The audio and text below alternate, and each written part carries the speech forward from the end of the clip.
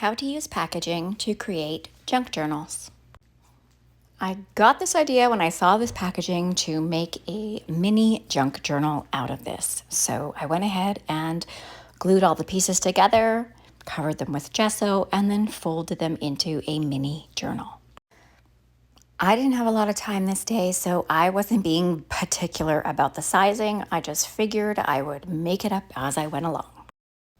I think the key to making junk journals like this or art journals like this is to just trust the process and go ahead and make some decisions as you go along.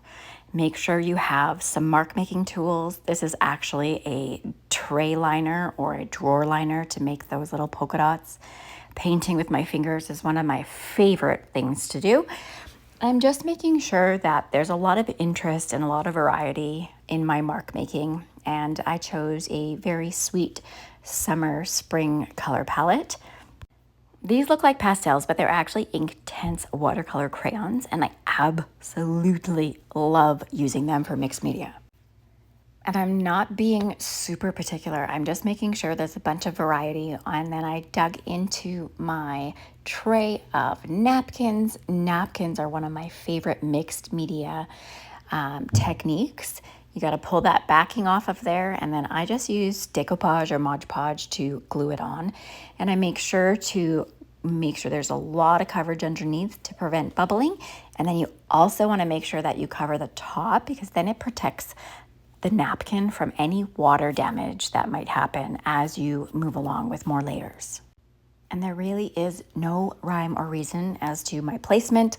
I have no idea what the outcome is going to be for this. I'm just putting things where my intuition says they should go. And for this particular one, I loved this quote, and I figured that it would be great for the front cover of this journal.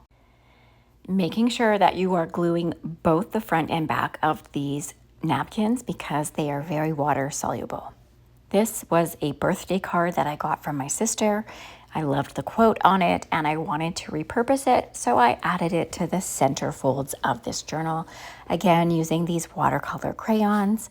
They create such a beautiful, vibrant, yet malleable medium. I just adore them. I think the part I love about them is that they're so unpredictable. You just add water and let them flow. As you can see here, you just add water and let them drip and see what happens. That's the beauty of this type of mixed media, is you just do a bunch of mark making and let things transpire as they will. It's very freeing. I only had about 40 minutes when I did this piece, and I just went ahead and found opportunities to make marks. Stamping with paint is another one of my favorite things. I love butterflies, so I added them to this, but I didn't do it typically. I added it in weird little spots. Script is also one of my favorite techniques. And as I fold up this journal, there's just all these little beautiful pockets, and using just things I know that I love with the stickers and the fine line acrylic, and every opening and every page is a different canvas. This piece is the epitome of getting into the studio and just letting yourself play, which is one of the key ways that I practice self-care and ways that I regulate my nervous system. I have no idea what's going to happen with this cute little journal, but I'm happy that I spent the time and played.